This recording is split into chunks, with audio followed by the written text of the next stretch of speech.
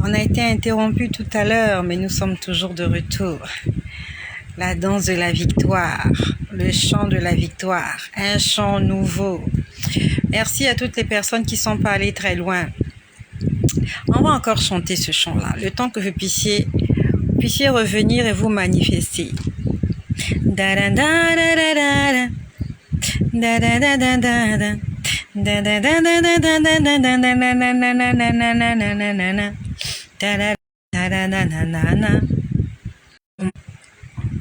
Il m'a dit adore-moi, arrête de pleurer. J'ai dit Seigneur, je n'arrive pas. Quand je commence une vidéo, je me mets à pleurer. Quelque temps plus tard, une année plus tard, un an plus tard,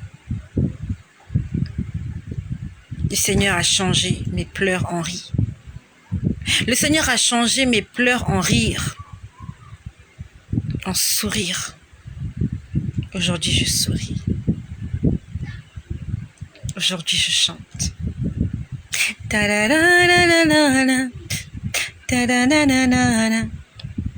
N'oublie pas cette mélodie. Hein. Bientôt, on va l'écouter en audio sur les réseaux sociaux. Le chant du rire, le chant du rire. Il y a une danse là, une chanson là qu'on dit, la danse du ciel. Ça c'est le chant du rire, le chant du rire. Tape les mains, allez, on va chanter. Je prie que cette chanson puisse faire sourire quelqu'un qui ne souriait plus. Même si tu n'as plus envie de sourire, au nom de Jésus, tu vas sourire. Hey, la danse du rire, le chant du rire. Allez, tapez les mains.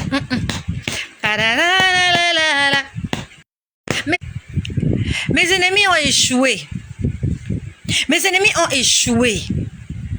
Ceux qui croyaient que j'allais les appeler pour leur dire que je souffre.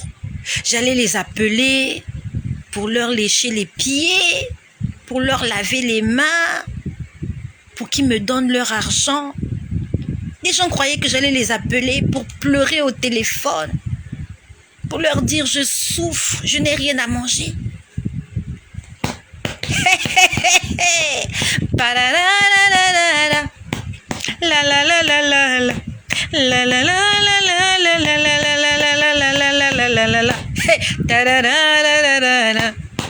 La chanson du chant, la chanson du chant.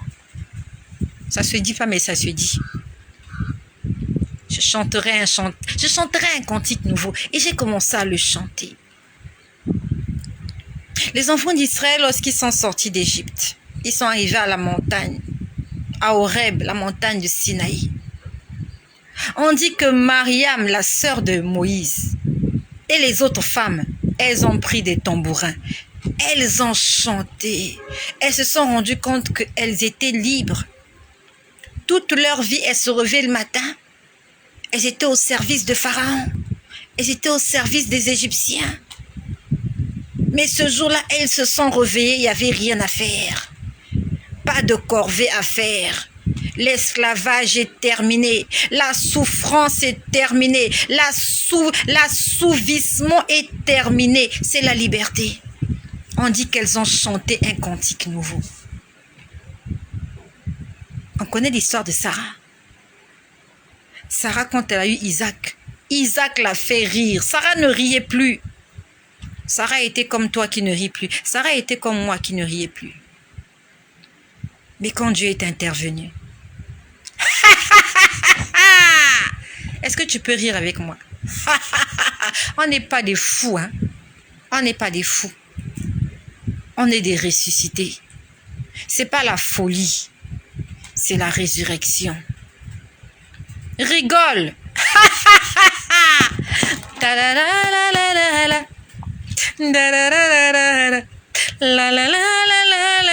Je chante un cantique nouveau. La bénédiction arrive. Elle ne va pas tarder. Et je ris. Et je ris. Et je ris. Ça fait longtemps que j'ai été amusante comme ça. Ma soeur Rayon du Soleil, tu es où? Dans le temps, je t'amusais comme ça. Tu disais, ma sœur, tu m'amuses. Je vais encore vous amuser. Car mes jaloux ont échoué. Mes ennemis ont échoué. Sarah a chanté un cantique nouveau. Les enfants d'Israël à la montagne d'Horeb ont chanté un cantique nouveau. Élisabeth a chanté un cantique nouveau. Même Marie, la mère de Jésus. Marie n'était pas stérile. Hein? Marie n'était pas stérile. Elle était fiancée à Joseph. Elle n'était pas stérile. C'était pas du genre, elle est restée avec Joseph 5 ans, 10 ans, pas d'enfant. Non, elle était vierge. Mais quand elle a eu son enfant, quand elle a vu le miracle, quand elle a vu la promesse que l'ange a dit s'est réalisé, Marie a chanté un cantique. Toi aussi, comme moi, tu vas chanter un cantique nouveau. Je ne sais pas comment tu vas appeler ça. Moi, j'appelle ça le cantique du rire. Le chant du rire. Le chant du rire. Le chant du rire. Allez, montre-moi comment tu danses. Da la la la la la. Da la la la la la. Le Seigneur va t'étonner.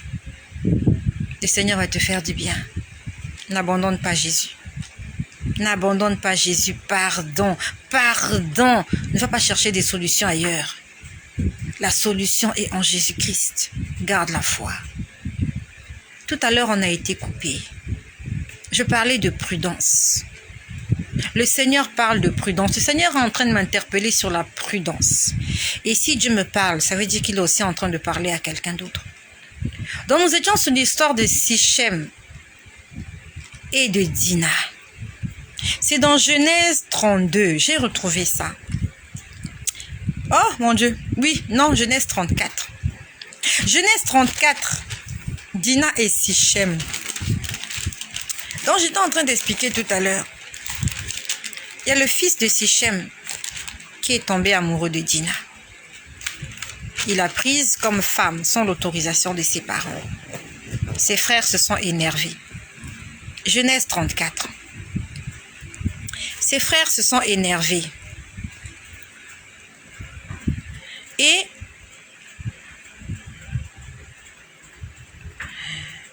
Sichem est venu les voir. Ils sont venus vers eux. Ils ont négocié la dot. C'est une bonne chose, n'est-ce pas? Sichem était en train de faire une bonne chose.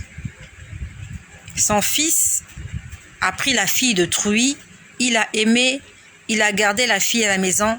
Sichem est allé supplier les frères de Dina pour dire pardon. On va doter la fille là. Parce que c'est pas bien de garder la fille de quelqu'un sans la doter. Toi qui vis dans cette maison-là avec cet homme, est-ce qu'il t'a doté? Il t'a mis chez lui. Souvent même, il t'a même pas mis chez lui. Tu es allé vivre là-bas toute seule. Je ne suis pas venue te condamner. Nous tous, on a fait ça. On t'a pas invité dans la maison de quelqu'un. Tu vas élire domicile là-bas parce que tu es à la recherche du mariage. Tu es à la recherche de la sécurité. Pendant que tu crois être en sécurité, c'est là où le malheur va te frapper. Si Jésus revient, cet homme ne t'a pas épousé. Et toi, monsieur, tu n'as pas épousé la fille là. Si Jésus revient, tu es sûr que ce qui est arrivé à la ville de Sichem là, ça va pas t'arriver. Ça va pas t'arriver. Tu as pris la fille de quelqu'un. Tu as mis chez toi. Tu joues avec. Elle te pond des œufs. Elle te pond des œufs parce que c'est une poule.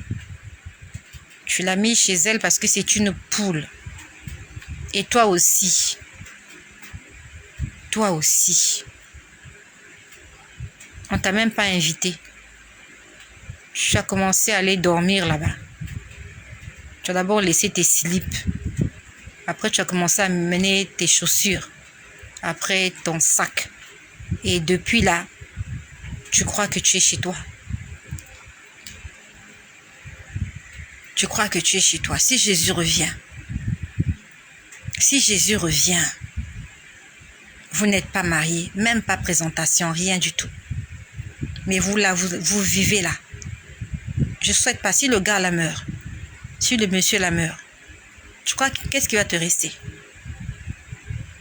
On ne va rien te donner. Tu es seulement copine. Et monsieur, si la fille la meurt, est-ce que tu sais qu'on va te forcer à l'épouser?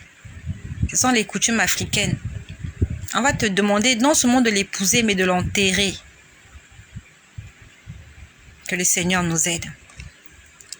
Donc, Sichem est allé voir les frères de Dina.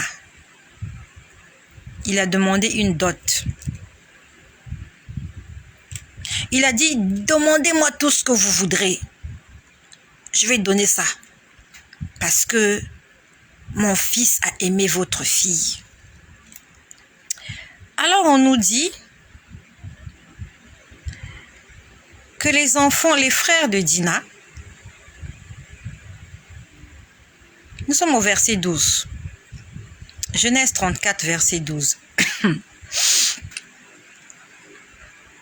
Exigez de moi, c'est le père du garçon qui parle, c'est Sichem qui parle. Exigez de moi une forte dot. Et ce que vous me direz, mais accordez-moi pour femme la jeune fille. Les fils de Jacob répondirent et parlèrent avec ruse à Sichem. C'est une chose que nous ne pouvons pas faire que de te donner notre sœur, car tu es un homme incirconcis. Nous consentirons à votre désir qu'à condition que vous devenez comme nous et que tout mâle parmi vous soit circoncis. Quand on lit l'histoire, c'est pas une mauvaise chose. L'erreur a été commise. Les deux enfants, bref, le garçon a aimé la fille et il veut réparer. C'est normal de réparer. Son père est allé, le père veut réparer. Mon fils a commis. Mais exigez de moi une forte dot, je vais payer la dot. Mais donnez votre sœur à mon fils. Parce que son cœur s'est attaché à elle. Doter quelqu'un, c'est bien. La Bible nous dit que le mariage soit honoré de tous. Donc, bibliquement parlant et divinement parlant, le père de la jeune fille était en train de faire une bonne chose, une bonne initiative. Il était allé doter, il était allé épouser, et même Dieu était d'accord avec ça. Mais en face d'eux, on leur pose une condition. Il ne demande même pas la dot. Il dit juste, soyez circoncis. Et dans l'Ancien Testament aussi, la circoncision était une bonne chose. Parce qu'on avait dit qu'il fallait même circoncier les esclaves qui sont chez toi. C'était le signe de l'alliance entre les enfants d'Israël et Dieu. La circoncision de tout mâle. Tout garçon devait être circoncis. Donc, d'une part, le papa du garçon, il faisait une bonne chose. Il venait doter la fille. Dieu avait applaudi ça. Et d'autre part, les enfants d'Israël qui étaient en train de faire circoncire une nation païenne, c'était une bonne chose. C'était comme pour les mettre dans l'alliance. Donc, de part et d'autre, les deux étaient en train de faire une bonne chose. Mais parmi les deux, il y avait un qui était rusé. Tout en faisant une bonne chose, il était rusé. Il avait quelque chose derrière sa proposition. Et Sichem n'a pas mal pris ça. Il a dit, ok, on va se faire circoncier. C'était une très bonne chose. Ils étaient en train d'obéir à la volonté de Dieu, que toutes les nations, que tout mâle devait être circoncis. Ils faisaient une bonne chose, n'est-ce pas? Mais, quand nous lisons le verset 25, le troisième jour, pendant qu'ils étaient souffrants, les deux fils de Jacob, Siméon et Lévi, frères de Dina, prirent chacun leur épée, tombèrent sur la ville qui se croyait en sécurité. La ville se croyait en sécurité. C'est là où le Seigneur nous appelle, moi particulièrement, à la prudence. Tu as signé un deal avec quelqu'un. C'est une bonne chose ce que vous faites. Mais que cela n'explique pas le contrôle, que cela n'exclut pas la prudence.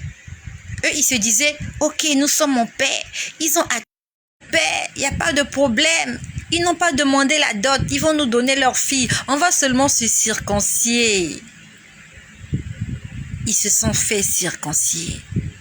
Et le 3e jour, pendant qu'ils étaient en souffrance, alors qu'ils étaient alors qu'ils avaient fait une bonne chose, une bonne initiative, ils étaient en train de signer une alliance avec le peuple élu de Dieu. Il n'y avait rien à reprocher à ces gens-là. Ils avaient commis une erreur, oui. Ils ont pris une fille. Ils l'ont séquestrée. Ils voulaient payer la dette. C'était pas une mauvaise chose. Exactement comme les enfants d'Israël, ils étaient en train d'accomplir la volonté de Dieu. Mais on dit que le 3e jour, pendant que la ville se croyait en sécurité, deux hommes sont venus et ont tué tous les hommes dans ce pays. Tous les hommes, 2 hommes ont fait disparaître tous les hommes, 2 personnes seulement.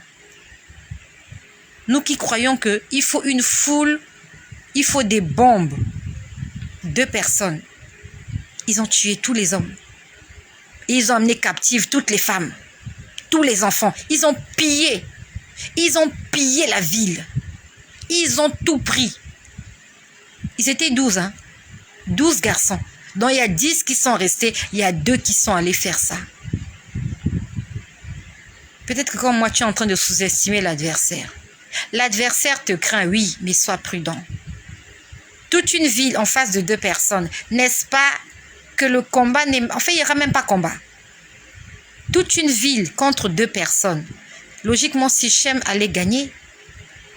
Mais là, c'est 2 individus qui mettent à terre tout un pays. Pourquoi? Parce qu'ils n'ont pas été prudents. Au lieu de circoncier les gens au fur et à mesure, ils se sont tous fait circoncier. Ils ont fait confiance aveuglement à ces gens-là qui avaient l'air sympathiques. Le Seigneur est en train d'attirer notre attention que même quand tu es en train d'obéir à la voix de Dieu, même quand tu es en train de faire une bonne chose, sois sur tes gardes. Vitesse. Ils étaient en train de faire ça vite. Ils se sont dit, ok, si on commence à circoncier par âge, ça mettra du temps. Si on circoncie par quartier, ça mettra du temps. Ils avaient tellement hâte de faire alliance avec ces gens-là. Ils ont fait ça vite. Donc, le même jour, on a circoncié tout le monde. La vitesse. C'est de ça que je vous parlais tout à l'heure. On me disait, fais vite, mais sois prudente. Donc, Dieu met devant moi la vitesse et il me dit, toi, fais attention. Pourtant, la vitesse, c'est lui qui a mis. Et il me dit, fais attention. Donc, il y a des choses qui vont arriver dans ma vie très vite. Mais Dieu me dit, fais attention. Ah, Seigneur, aide-moi, pardon. C'est exactement ce que Sichem a fait. Ils ont fait vite. Ils voulaient vite que l'histoire là soit résolue. Mais ils n'étaient pas prudents. Ils n'ont pas pensé au fait que comment tous les hommes doivent être invalides. Ça leur a échappé. Qu'est-ce que Dieu t'a demandé de faire? Et cette chose-là, il t'a dit, fais ça vite. Mais il te dit, prudence. Fais attention. Sois sur tes gardes. Pendant que tu vas vite, regarde à gauche, regarde à droite. Moi, j'appuie sur l'accélérateur, mais toi, sois sur tes gardes. Et pendant que je parle de cela, en fait, le Seigneur est en train de m'enseigner en même temps qu'il t'enseigne. Dieu me parle petit à petit. Je ne sais pas comment Dieu te parle à toi. Dieu te parle petit à petit. Dieu me parle portion par portion, morceau par morceau. Et pendant que je suis en train de parler, je me rappelle de ce qui m'est arrivé. Je vous ai expliqué la nuit du 4 au... Pendant que je suis en train de parler, le Seigneur est en train de répondre. Le Seigneur est en train de répondre à une prière que j'ai faite. Je suis venu t'exhorter. Ne quitte pas la présence de Dieu. Même si aujourd'hui tu ne comprends pas, tu ne t'expliques pas ce qui se passe, tu te poses des questions, tu n'as pas de réponse. Il y a tellement de problèmes sans solution. N'abandonne pas le Seigneur. Dieu va t'expliquer, Dieu va te répondre, Dieu va t'exaucer. Je vous ai parlé de l'expérience que j'ai connue. J'étais en train de mourir dans la nuit du 4 au 5 mai dernier. Ça s'est passé la semaine dernière. Bon, on est dans la deuxième semaine. On entre dans la deuxième semaine. Je vous ai dit qu'à la fin de l'expérience, on m'a attiré vers la table, n'est-ce pas? Qui se rappelle de ça? Il y avait un homme qui m'avait donné le dos. Il était en train de faire quelque chose. J'entendais les bruits des casseroles. Et quand il est parti sur ma droite. Quand il est parti, j'ai vu une table. Sur cette table, je vous ai dit que j'ai vu deux choses. Merci pour les gens qui comprennent parce qu'ils sont connectés. Pour ceux qui ne comprennent pas, je suis désolée. Tu vas prendre ça comme ça. Je vous ai dit que j'ai vu deux choses sur la table. La première des choses, c'était une assiette, une petite assiette plate. Elle était en or. Je vous ai dit qu'il y avait une boule de pain dessus. La boule de pain était sur le coin gauche. C'est comme s'il y avait plusieurs boules et on a laissé cette boule-là de pain pour moi. Et je vous ai dit aussi qu'il y avait une coupe, comme un grand verre, en or. Et je vous ai dit que quand je me suis approchée, il y avait quelque chose à l'intérieur, c'était rouge. Donc, on m'a d'abord invité à manger le pain. Merci Seigneur. Dieu répondra à tes prières, ma sœur. Les questions que tu es en train de te poser là, Dieu ne va pas t'expliquer ça seulement au ciel, que pourquoi tu es passé par là. Dieu va t'expliquer ça pendant que tu es encore sur terre ici. Il va exaucer tes prières, ma sœur. N'abandonne pas le Seigneur. Je vous ai dit que dans la coupe, il y avait un liquide rouge. J'ai d'abord mangé le pain. Et j'ai bu le liquide rouge. Je vous ai dit que c'était sucré. Mais qu'il y avait seulement une petite quantité. Il y avait seulement une petite quantité. Pendant que je suis en train de parler, Dieu est en train de me répondre. Je me suis posé la question, parce que quand j'ai bu cette boisson-là, je n'étais pas rassasiée. Par rapport à la quantité de pain que j'avais mangé, la boisson-là, ça ne tenait pas. Il y avait encore du pain dans ma gorge. Et je vous ai interpellé, je vous ai dit, je ne sais pas pourquoi il n'y avait pas assez de boisson dans ce verre-là, dans cette coupe-là en or. J'en ai parlé. Et Dieu est en train de me répondre. Dieu est en train de me dire ceci. De la même façon qu'il me parle petit à petit. Aujourd'hui, je vais dans sa présence, il me dit un mot. Souvent, je n'ai pas compris. Demain, quand je reviendrai, il va me dire un deuxième mot. Je n'ai pas compris. Après, demain, quand je reviens, il commence à m'expliquer. Le premier mot, il va m'expliquer un peu. Un mois plus tard, une semaine plus tard, quand je viens, il va m'expliquer. Et c'est ce qu'il est en train de faire avec cette histoire de prudence-là. Il est en train de m'éclaircir petit à petit. Il a commencé par un petit détail que je n'avais pas compris.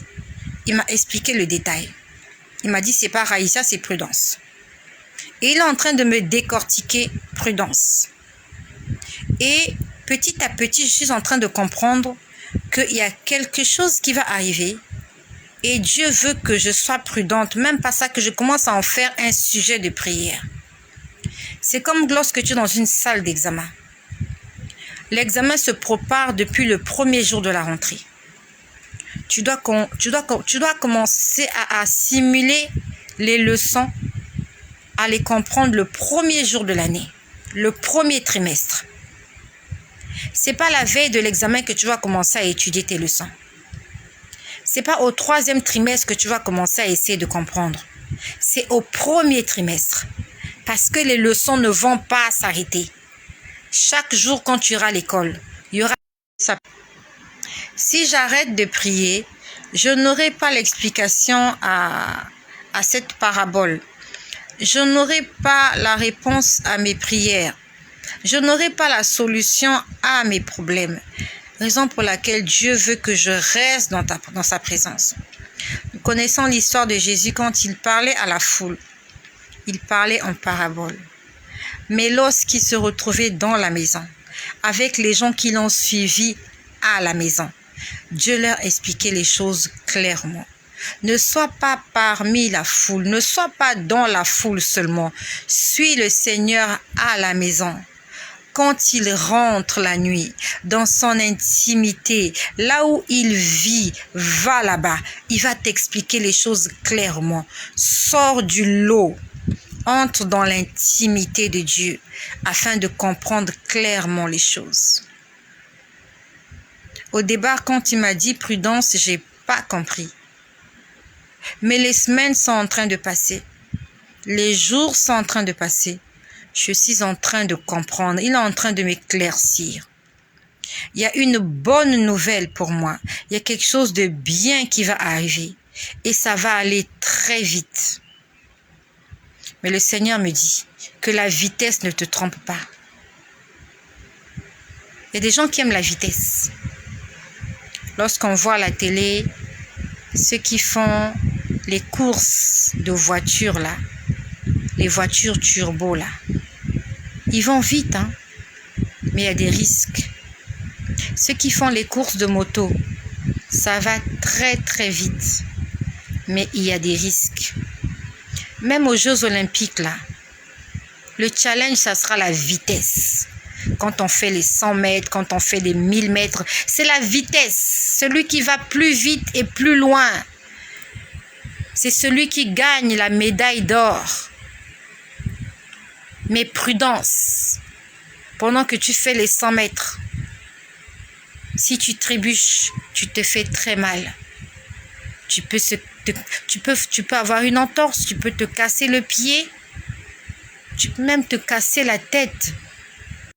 Pendant que tu tombes là, le Seigneur est en train de nous interpeller sur la prudence. Que la vitesse à laquelle ta bénédiction va arriver ne te fasse pas perdre la tête. Garde l'équilibre. Sois prudent. Il y a de cela quelque temps, on est en mai. Je ne sais pas si c'était en mai ou en avril. Et ça fait un petit moment déjà. J'étais allongée sur le lit. Je me rappelle ce jour-là, c'était la nuit. Aux environs de 18 heures. Au maximum 19 heures. J'étais allongée comme d'habitude. Je crois que j'étais en train de chanter ou j'étais en train de prier. J'ai entendu ceinture. J'ai entendu audiblement ceinture. Je me suis dit, mais la ceinture a fait quoi? Après, j'ai entendu sécurité. J'ai dit, ah Seigneur, tu es ma sécurité. Après, j'ai entendu ceinture de sécurité. Et aujourd'hui, je comprends le sens de ceinture de sécurité. Lorsqu'on prend la voiture, il est conseillé d'attacher la ceinture de sécurité. Parce qu'en cas d'accident, en cas de tonneau, c'est cette ceinture-là qui t'empêche d'être propulsé à l'extérieur. C'est la ceinture de sécurité qui t'empêche d'aller à gauche et à droite et d'avoir une fracture, d'avoir un accident grave qui peut te conduire à la mort. Lorsqu'on entre dans l'avion, parmi les règles de sécurité, on dit attachez vos ceintures. On attache la ceinture au décollage et à l'atterrissage. Parce que c'est à ce moment-là que on prend l'élan. L'avion prend l'élan. Il y a une vitesse. Et il faut attacher la ceinture. Lorsqu'on est en hauteur, ça s'est stabilisé. On peut vous dire détacher la ceinture. Et à l'atterrissage, il y a aussi une vitesse. La vitesse à laquelle l'avion atterrit. S'il y a un problème, si tu n'as pas ta ceinture, tu seras expulsé de ton siège, tu vas te retrouver le cou cassé, la colonne vertébrale brisée, tu vas te retrouver en morceaux. Donc, au décollage, attachez la ceinture. À l'atterrissage, pourquoi? Parce qu'il y a l'effet de vitesse. Et quand tu prends la voiture aussi, même si tu roules à 20 à l'heure, on te dit attachez la ceinture. Parce qu'il y a une voiture qui peut venir à vive allure vous percuter. Qui dit ceinture de sécurité dit vitesse. Donc le Seigneur est en train de me dire attache ta ceinture de sécurité. Et je suis ta ceinture de sécurité parce qu'il va y avoir de la vitesse. Ça sera peut-être un décollage. Je suis en train de décoller vers une autre dimension. Ou peut-être c'est l'atterrissage. Je suis en train d'atterrir dans un territoire. J'ai peut-être tourné en rond. Je suis resté en hauteur. J'ai peut-être tourné en rond comme les enfants d'Israël autour de cette montagne pendant longtemps. Et Dieu me dit assez. Tu as assez tourné là. Tu as assez resté dans le ciel. Tu dois atterrir. L'avion doit atterrir. Tu as quitté un pays, tu vas dans un autre pays. Oui, tu étais dans le ciel. Oui, tu dois atterrir. L'atterrissage est obligatoire. Le décollage est obligatoire. L'atterrissage est obligatoire. Et tu dois attacher ta ceinture de sécurité parce que tu vas entrer dans un autre niveau.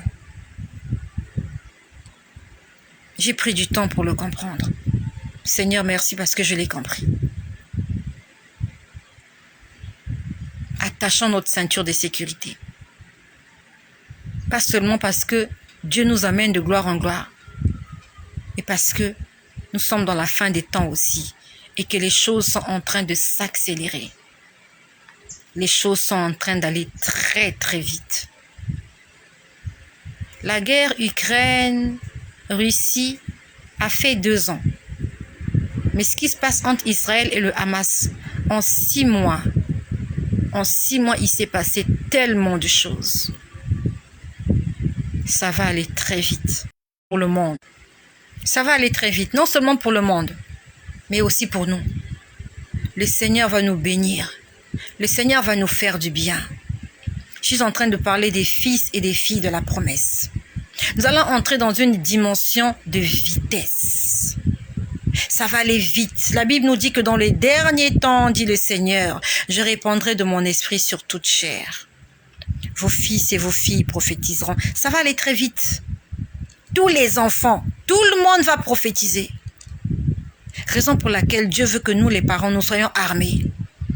Afin que lorsque cet esprit va saisir nos enfants, que nous soyons diriger les enfants vers le bon évangile, vers la bonne prophétie. Je vous ai dit comment le Seigneur a mis un rêve dans mon cœur et que j'ai voulu repousser ce rêve-là, de construire quelque chose alors que je n'ai pas d'argent. Le Seigneur veut mettre à ma disposition des fonds. Il veut mettre à ma disposition certaines choses. Et il veut que non seulement que j'accepte cela, mais que je sois prudente dans la gestion de ce que Dieu mettra entre mes mains. Raison pour laquelle il parle de vitesse, d'accélération et surtout de prudence. Pas seulement à moi, mais aussi à toi. Si tu es un élu, si tu restes accroché au Seigneur en cette fin des temps, le Seigneur va te donner plusieurs talents que tu devras utiliser. Nous connaissons l'histoire avec ce maître de maison qui est parti en voyage et qui a laissé des talents à ses serviteurs. À certains, il en a laissé 1, à d'autres 2, à d'autres 3. Et quand il revient, on dit que ceux qui n'ont pas utilisé les talents, Dieu a repris ces talents-là. Pas pour lui, mais il en a donné à ceux qui en avaient déjà. Donc aujourd'hui, il y a des gens à qui Dieu a donné des choses. Ils n'ont pas su utiliser ces choses pour la bonne cause. Dieu va appauvrir des gens pour t'enrichir toi, parce que tu as su utiliser ce que Dieu a mis à ta disposition. J'aimerais te demander de t'apprêter à l'accélération. Il y a une vitesse, il y a l'onction de la vitesse qui est en train d'arriver. Mais il ne faut pas que tu perdes la tête. Il faut que tu restes sur tes gardes. Il faut que tu sois vigilant, il faut que tu sois prudent. Parce que Dieu va retirer certaines choses à certaines personnes pour le donner à d'autres personnes. La Bible nous dit, on enlèvera même à ceux qui n'ont pas. On t'enlèvera ce que tu n'as pas. On t'enlèvera et on donnera à d'autres.